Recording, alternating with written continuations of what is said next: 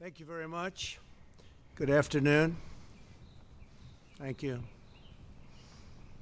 I'm here today to talk about our relationship with China and several new measures to protect American security and prosperity. China's pattern of misconduct is well known. For decades, they've ripped off the United States like no one has ever done before.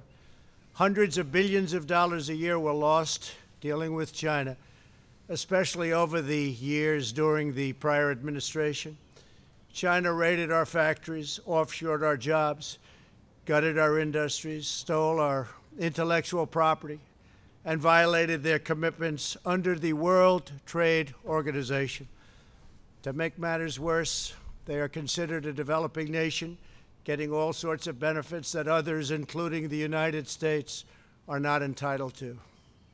But I have never solely blamed China for this. They were able to get away with the theft like no one was able to get away with before because of past politicians and, frankly, past presidents. But unlike those who came before, my administration negotiated and fought for what was right. It's called fair and reciprocal treatment. China has also unlawfully claimed territory in the Pacific Ocean, threatening freedom of navigation and international trade. And they broke their word to the world on ensuring the autonomy of Hong Kong.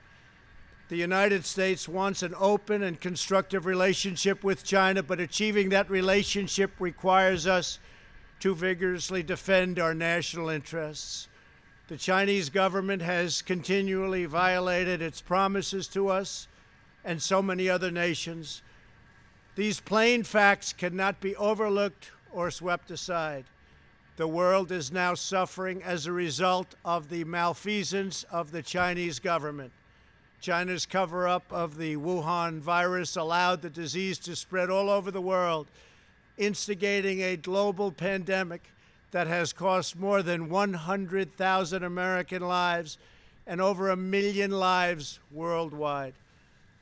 Chinese officials ignored their reporting obligations to the World Health Organization and pressured the World Health Organization to mislead the world when the virus was first discovered by Chinese authorities.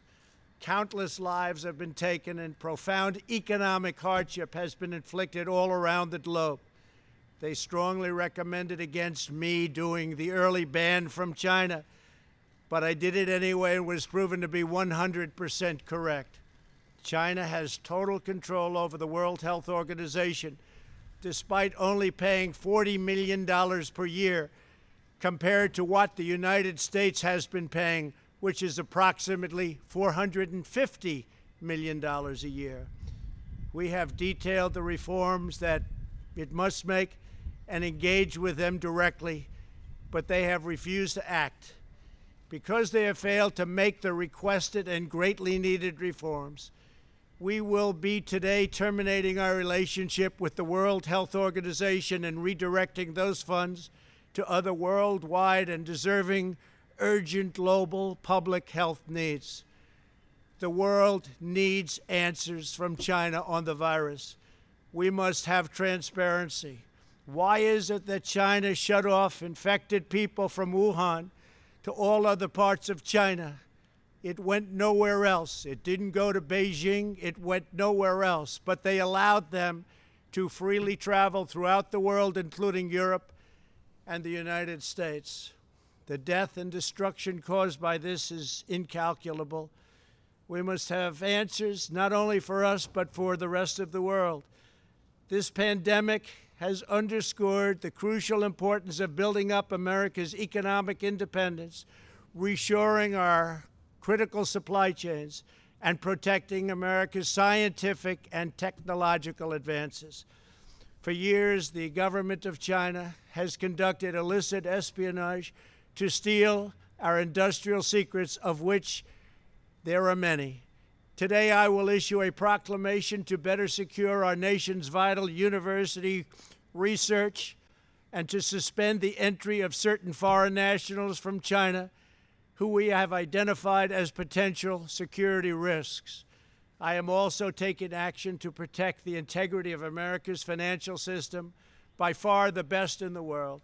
I am instructing my presidential working group on financial markets to study the differing practices of Chinese companies listed on the U.S. financial markets with the goal of protecting American investors. Investment firms should not be subjecting their clients to the hidden and undue risks associated with financing Chinese companies that do not play by the same rules.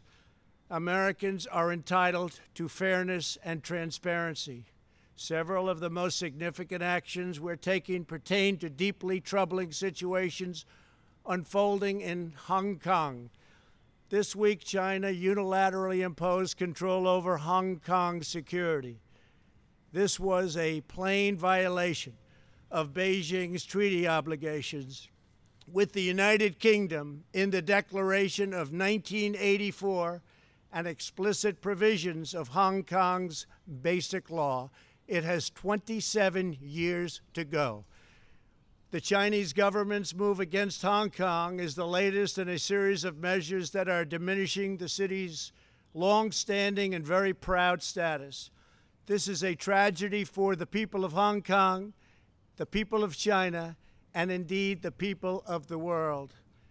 China claims it is protecting national security. But the truth is that Hong Kong was secure and prosperous as a free society. Beijing's decision reverses all of that. It extends the reach of China's invasive state security apparatus into what was formerly a bastion of liberty. China's latest incursion, along with other recent developments that degraded the territory's freedoms, makes clear that Hong Kong is no longer sufficiently autonomous to warrant the special treatment that we have afforded the territory since the handover. China has replaced its promised formula of one country, two systems with one country, one system. Therefore, I am directing my administration to begin the process of eliminating policy exemptions that give Hong Kong different and special treatment. My announcement today will affect the full range of agreements we have with Hong Kong, from our extradition treaty to our export controls on dual-use technologies and more, with few exceptions. We will be revising the State Department's travel advisory for Hong Kong to reflect the increased danger of surveillance and punishment by the Chinese state security apparatus. We will take action to revoke Hong Kong's preferential treatment as a separate customs and travel territory from the rest of China. The United States will also take necessary steps to sanction PRC and Hong Kong officials directly or indirectly involved in eroding Hong Kong's autonomy and just, if you take a look, absolutely smothering Hong Kong's freedom. Our actions will be strong. Our actions will be meaningful. More than 2 decades ago, on a rainy night in 1997, British soldiers lowered the Union flag and Chinese soldiers raised the Chinese flag in Hong Kong. The people of Hong Kong felt simultaneously proud of their Chinese heritage and their unique Hong Kong identity. The people of Hong Kong hoped that in the years and decades to come, China would increasingly come to resemble its most radiant and dynamic city. The rest of the world was electrified by a sense of optimism that Hong Kong was a glimpse into China's future, not that Hong Kong would grow into a reflection of China's past. In every decision, I will continue to proudly defend and protect the workers, families, and citizens of the United States of America. Thank you very much. Thank you.